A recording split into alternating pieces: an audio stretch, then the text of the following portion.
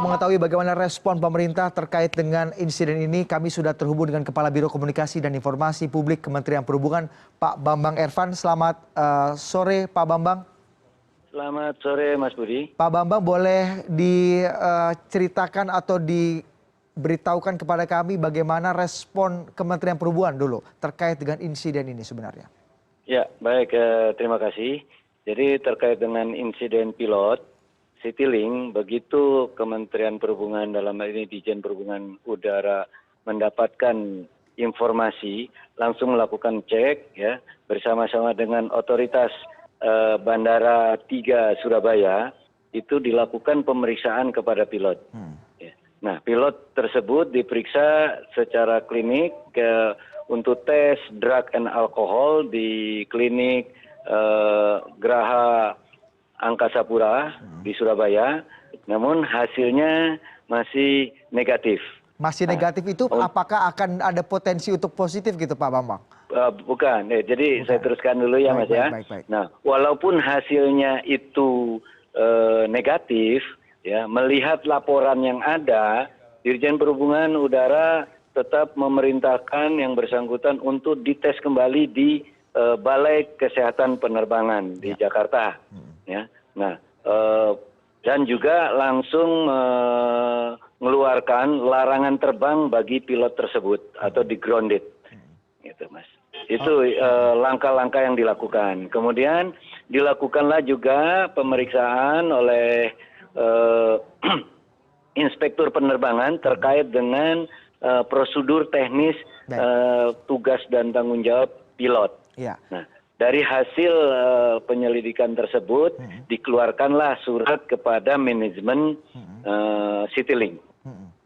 Oke, Pak Bambang, dari hasil tadi dikatakan bahwa hasil tes klinis yang ada di Surabaya diketahui bahwa pilot itu negatif mengkonsumsi alkohol. Tapi apakah dengan tes yang ada di Jakarta hasilnya berbeda, Pak Bambang? Apakah ada informasi terkait ini atau belum dilakukan tes malah? Ya, sudah dilakukan tes, ya kan, tapi belum selesai. Karena tadi kalau di Surabaya itu tesnya belum secara rinci, di Jakarta dilakukan tes yang lebih rinci lagi. Seperti apa perbedaan kerinciannya, Pak, misalnya? Ya, seperti contoh kan di sana mungkin di tesnya itu hanya urin ya, hanya air seninya.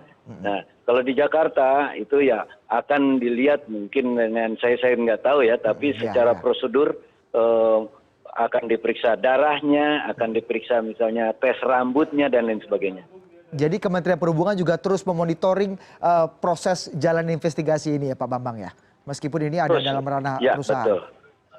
Untuk hukuman kepada pilot sendiri, Pak, apa tadi Anda katakan bahwa sang pilot akan di-grounded untuk sekian lama tertentu gitu, Pak ya? Berapa lama, Pak, waktunya, Pak? Pilot ini akan di-grounded meskipun tadi... Bukan akan sudah di-grounded, ya kan? Jadi tidak boleh terbang sampai hasil penyelidikan itu diperoleh. Oke. Jika hasilnya negatif seperti apa dan positif seperti apa, Pak? Ya, meskipun sang pilot sudah dipecat oleh perusahaannya, ya, Pak? Ya, kalau pilot sudah dipecat oleh perusahaan, jelas bahwa itu menjadi dasar bagi Kementerian Perhubungan untuk melihat, ya kan, bahwa ada penyelidikan yang dilakukan internal manajemen Citylink-nya menemukan kesalahan, dan itu juga menjadi dasar dari Kementerian Perhubungan untuk menjatuhkan sanksi juga. Oke, Pak Bambang, kalau kita lihat insiden seperti ini memang insiden yang acap kali terjadi atau memang sangat jarang terjadi dalam dunia penerbangan di Indonesia sih, Pak? Kalau yang menurut saya pribadi ya, saya lihat itu, kalau yang langsung diketahui pilot itu berperilaku seperti mabok, saat ini kan kita belum bisa menyatakan mabok ya, tapi berperilaku seperti mabok, menurut saya ini baru sekali. Tapi kalau pilot yang tertangkap menggunakan narkoba, itu sudah beberapa kali. Dampaknya seperti apa, Pak? Mungkin masyarakat perlu diketahui jika menemukan pilot mereka atau flight attendant mereka yang seperti agak janggal gitu, Pak. Ini seperti apa sih, Pak, bahayanya bagi penerbangan sebenarnya?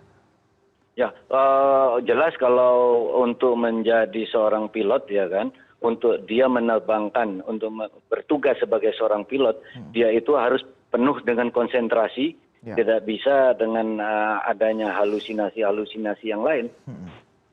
Jadi memang sangat membahayakan keselamatan penumpang ya Pak jika memang ada apa-apa dengan pilot ini. Tapi kalau Jadi, kita melihat dalam hal ini juga Kementerian Perhubungan sangat mengapresiasi terhadap laporan yang ada dari masyarakat, karena untuk diketahui ya bahwa di dalam undang-undang penerbangan juga ada termaktub pasal bagian yang mengatakan bahwa diatur masyarakat itu diberi ruang untuk melakukan pengawasan. Nah itu Pak, yang terakhir sekali dari saya Pak. Tadi Anda mengatakan bahwa masyarakat diberikan ruang untuk melakukan pengawasan, termasuk insiden kemarin di mana pelaporan justru datang dari penumpang yang merasa janggal suara pilotnya seperti itu. Apakah ruang-ruang seperti ini akan dibuka Pak oleh Kementerian Perhubungan dengan regulasi-regulasi tertentu sehingga masyarakat bisa langsung merespon sesuatu yang janggal dalam penerbangan dan juga langsung direspon juga oleh airline. Jadi tidak dikesampingkan gitu Pak informasi dari masyarakat ini. Betul, itu sudah ya, dan bukan akan lagi, sudah diatur